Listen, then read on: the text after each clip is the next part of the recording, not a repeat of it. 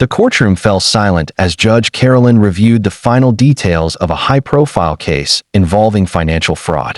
The defendant, a once-respected businessman, had embezzled millions from vulnerable investors. Many expected a lenient sentence due to his connections, but Judge Carolyn's sharp legal mind saw through the manipulations. Her voice was calm but unyielding as she declared, "The law does not bend for privilege." The moment she handed down a maximum sentence, gasps echoed through the room. Even the prosecution seemed surprised by her unwavering stance. Legal experts later praised Judge Carolyn's verdict for its meticulous adherence to precedent.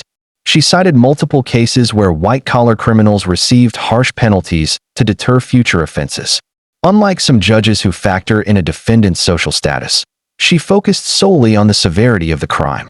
"Justice isn't about sympathy, it's about accountability," she stated. Her refusal to reduce the sentence sent a clear message. The legal system must remain impartial, regardless of wealth or influence. In a rare twist, the defendant, initially smug, lowered his head after the sentence was read. Later, in a jailhouse interview, he admitted, "I thought I could talk my way out, but Judge Carolyn wasn't having it. She's the real deal." This admission went viral, with many praising his begrudging respect. Psychologists suggest that her unshakable demeanor forced him to confront his guilt, an outcome rarely seen in such cases. While some criticized the sentence as excessive, polls showed 68% of Americans supported it. Victims of the fraud publicly thanked Judge Carolyn, with one stating, "Finally, someone listened to us." News outlets debated whether her gender played a role in her decisiveness, but she dismissed such claims. "The law has no gender." Her refusal to engage in identity politics only strengthened her reputation. This wasn't Judge Carolyn's first controversial ruling. Years earlier, she sentenced a corrupt politician to prison despite death threats. Colleagues describe her as fearlessly consistent. Her track record proves she treats all defendants equally, whether they're powerful CEOs or first-time offenders. This consistency has earned her both admiration and fierce criticism, but she remains unbothered. Body language analysts noted how her posture, eye contact, and tone commanded respect. Unlike judges who shout, she used silence strategically, forcing the defendant to squirm under scrutiny. She doesn't need theatrics. Her presence alone exudes authority, one expert said. This psychological dominance makes her courtroom one where manipulation tactics fail. Fans liken her to Judge Judy for her no-nonsense style, but legal scholars argue she's more nuanced. Unlike TV judges, Judge Carolyn's rulings withstand appeals because of their airtight logic. She's also less performative. Her focus is solely on the law, not camera appeal. This distinction makes her a role model for aspiring judges. Legal analysts predict this ruling will set a precedent for fraud cases, discouraging leniency for white-collar crimes. Some states are already reviewing sentencing guidelines, citing Judge Carolyn's approach as a model. "This is how you restore faith in the system," a Harvard law professor remarked. Her impact may extend far beyond this single case. Judge Carolyn admits her rigidity has cost her friendships and political favors. "I didn't become a judge to be liked," she once said. Security measures around her have increased due to threats, but she refuses to step back. Her resilience underscores a sobering truth. True justice often comes with personal sacrifice. Judge Carolyn's gender has often been a topic of discussion, with some suggesting that her no-nonsense approach is scrutinized more harshly because she's a woman. However, her rulings speak for themselves, impartial, well-reasoned, and devoid of emotional bias. Studies show that female judges are often perceived as either too soft or too harsh, with little middle ground. Judge Carolyn shatters these stereotypes by refusing to conform to expectations. Her courtroom demeanor, firm but not aggressive, decisive but not cruel, proves that competence knows no gender. Critics who focus on her being a woman miss the point entirely. Justice should be measured by fairness, not identity. Behind the scenes, delivering tough sentences takes a psychological toll. Judge Carolyn has spoken sparingly about the weight of her decisions, acknowledging that sending someone to prison is never easy, even when justified. "You don't sleep well after certain cases," she admitted in an interview. Yet, she remains steadfast, believing that the greater good outweighs personal discomfort. Her ability to compartmentalize while maintaining empathy for victims sets her apart in a system often criticized for being detached. This emotional resilience is rarely discussed, but is a defining trait of judges who prioritize duty over personal feelings. The defense team in this case relied heavily on character witnesses and appeals for leniency, arguing that the defendant had suffered enough through public shame. Judge Carolyn, however, dismissed these arguments, stating that reputational damage isn't equivalent to legal accountability. Legal analysts noted that the defense misjudged her judicial philosophy. They assumed emotional appeals would work, but she operates on precedent, not sympathy. This miscalculation highlights a broader issue in high-stakes trials. Underestimating a judge's commitment to the letter of the law can be a fatal error. For the defrauded investors, Judge Carolyn's ruling was a long-awaited vindication. Many had lost life savings, and years of legal battles had left them cynical. One victim tearfully thanked the judge outside the courtroom, saying, "Finally, someone treated this crime as seriously as it deserved." This emotional response underscores a critical function of the justice system, providing closure. While no sentence can undo financial ruin, the acknowledgement of wrongdoing can help victims move forward. Judge Carolyn's insistence on full restitution in addition to prison time further demonstrated her understanding of real-world consequences. Long after the headlines fade, this case will serve as a benchmark for judicial integrity. Law schools may study it as an example of balancing severity with fairness, and other judges could cite it when facing pressure to go easy on white-collar crime. Judge Carolyn's unshakable stance reinforces a foundational legal principle: no one is above the law.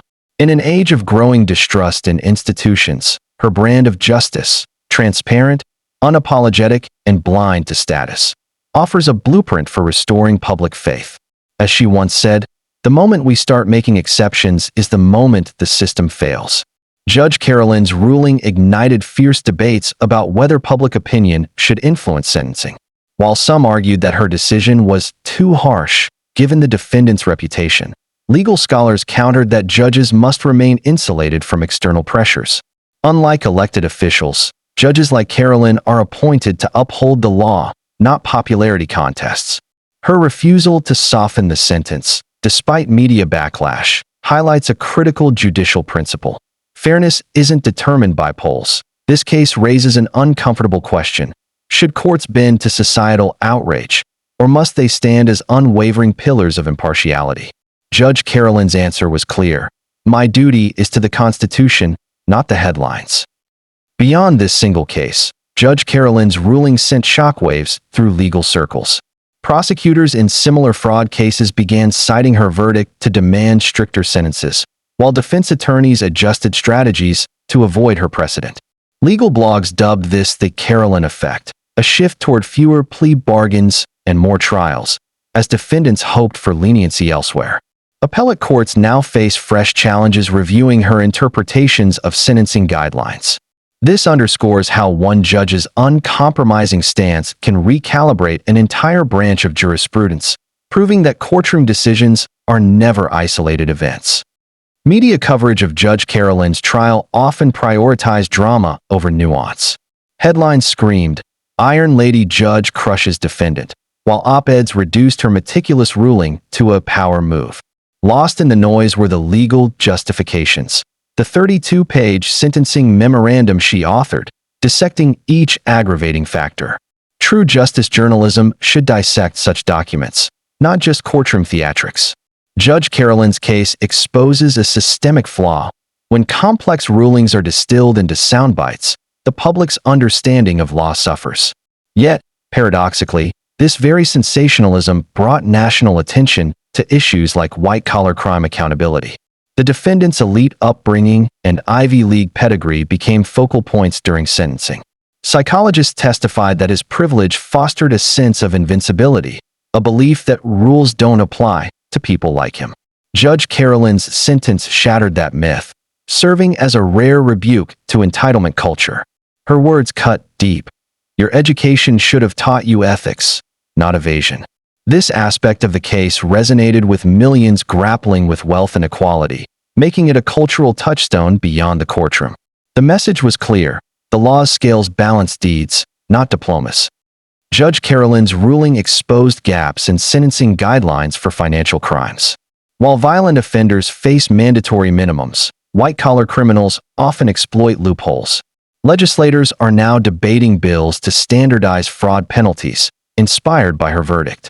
"We need laws that match the harm done," she remarked post-trial, stopping short of endorsing specific reforms. Her case has become a rallying cry for bipartisan sentencing reform, proving that courtroom decisions can catalyze legislative change.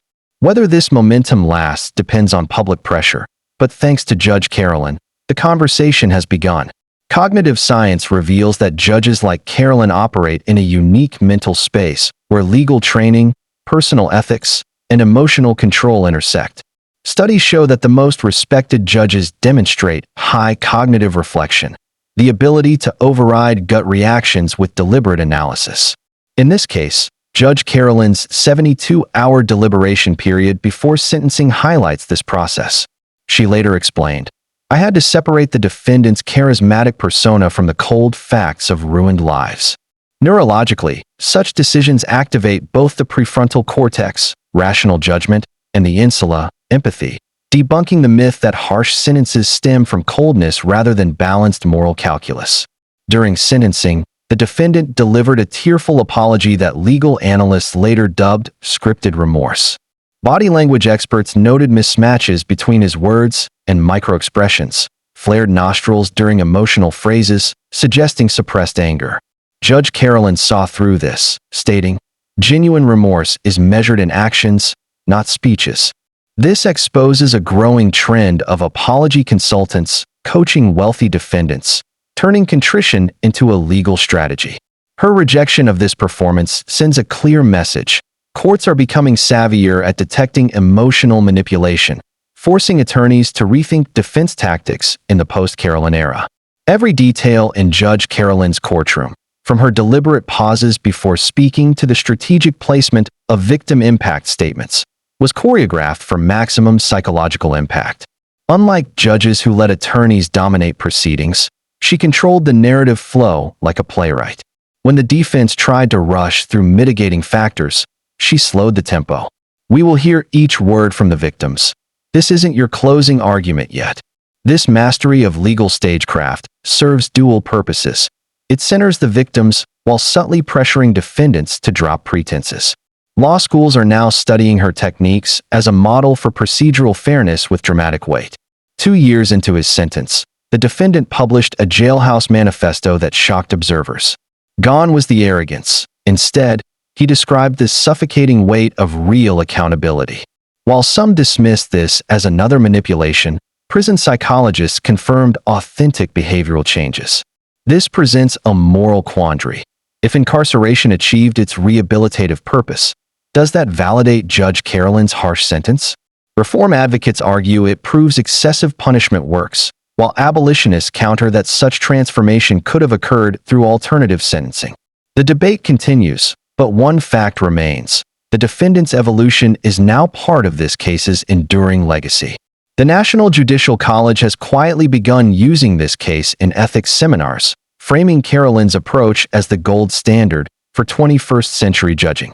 Her methodology, combining unrelenting legal rigor with humanizing touches like addressing victims by name, is being codified into training modules. Surprisingly, both progressive and conservative legal groups praise aspects of her philosophy, though for different reasons. This rare consensus suggests something profound.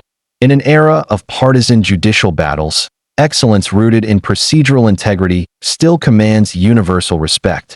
As one law dean noted, "She didn't create new law. She reminded us how to properly execute existing law." Beyond the courtroom drama, the human stories of those defrauded reveal the true impact of Judge Carolyn's ruling. One retired couple, who lost their entire $750,000 retirement savings, described how the sentence allowed them to finally sleep at night. Psychological studies show that victims of financial crimes experience trauma comparable to violent crime victims, with elevated rates of depression and suicide ideation. Judge Carolyn's insistence on mandatory restitution hearings every 90 days, a rare practice, created a system of ongoing accountability. This innovative approach to white-collar cases is now being replicated in other districts, proving that justice isn't just about punishment, it's about repairing lives. When Judge Carolyn spoke, the courtroom didn't just hear a judge. They heard a woman wielding authority in a system historically dominated by men. Linguistic analysts noted how she skillfully navigated double-bind challenges, avoiding being labeled shrill when firm or weak when compassionate. Her sentences frequently employed "we" language, we as a society cannot tolerate, creating collective responsibility rather than personal vengeance. This subtle rhetoric disarmed critics who might dismiss a female judge as emotional. The result? Even old-guard attorneys who initially resisted her now cite her courtroom as a model of dignified proceedings. Unlike many public figures who undergo extensive media coaching, Judge Carolyn famously refused any training, yet mastered public perception instinctively. Her press interactions followed 3 unbreakable rules. 1. Never comment on pending cases. 2. Always redirect praise to the judicial system. 3. Use plain language, never legalese. This authenticity made her immune to gotcha journalism. When a reporter tried to bait her with, "Do you enjoy sending people to prison?" her response, "I enjoy upholding the law exactly as written," became a masterclass in judicial communication. PR firms now study her approach as the anti-spin paradigm. The Carolyn Standard has unexpectedly impacted extradition treaties and offshore fraud prosecutions. Swiss banks, typically resistant to disclosing client information, fast-track documentation requests citing her precedent. In Singapore, a landmark corruption case directly referenced her sentencing rationale. Legal anthropologists observe this as part of a larger trend: American judicial culture becoming a global export. However, some warn against legal imperialism, applying U.S. standards to vastly different cultural contexts. Judge Carolyn herself cautioned, "Our system works for our society. Others must find their own balance." As courts experiment with AI sentencing tools, Judge Carolyn's case presents a fascinating counterpoint. Where algorithms might have recommended probation based on the defendant's clean record, her human judgment weighed intangible factors: the brazenness of the scheme, its societal harm, and the need for deterrence. This sparks urgent debates. Can machine learning ever replicate judicial intuition? Should it? Legal futurists predict a hybrid model, where AI handles routine cases, but Carolyn-like judges decide precedent-setting ones. Her legacy may ultimately be preserving the irreplaceable human wisdom and justice. Judge Carolyn's strategic use of silence redefined courtroom dynamics. During critical moments, she would deliberately pause for 7 to 10 seconds before responding, an eternity in court. Behavioral analysts found these pauses increased witness anxiety by 32%, often leading to voluntary confession. "The silence forces people to sit with their own conscience," she explained. This technique, now called Carolyn's Gap, is taught in interrogation training.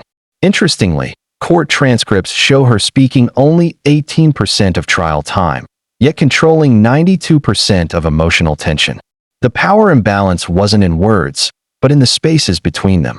The defendant's Ivy League pedigree initially garnered sympathy from elite circles. Judge Carolyn's sentence challenged the unspoken hierarchy where respectable white-collar criminals receive lighter punishment. Her sentencing memorandum included a groundbreaking analysis of educational privilege as mitigating factor, systematically dismantling each argument. This forced legal scholars to confront uncomfortable data. Defendants with top-tier degrees receive 43% shorter sentences for similar crimes. By rejecting this bias, she reframed meritocracy not as entitlement to leniency, but as responsibility for higher standards. Observers noted Judge Carolyn's unusual habit of explaining complex legal concepts using everyday metaphors. When describing securities fraud, she compared it to a magician's sleight of hand. The money doesn't disappear, it just moves where you're not looking. Educational psychologists identified this as cognitive scaffolding, building understanding through relatable frameworks. Biometric data from Judge Carolyn's smartwatch, obtained through court records, revealed alarming spikes during sentencing. Her heart rate reached 142 BPM, equivalent to Olympic athletes during competition.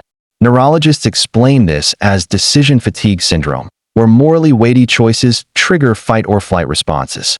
Despite this, her voice remained steady, showcasing extraordinary biofeedback control. This case prompted the National Judges Health Initiative to install recovery rooms in courthouses, recognizing that judicial wellness directly impacts verdict quality.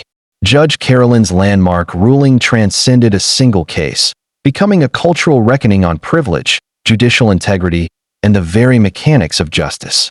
By marrying unflinching legal rigor with psychological insight, she exposed systemic biases while pioneering techniques, from strategic silence to pedagogical clarity, that are reshaping courtrooms worldwide. Her legacy proves that true justice isn't just about verdicts, but about vibrating the foundations of power, pedagogy, and perception. In an era of eroded trust, she stands as a testament to what happens when law refuses to bend.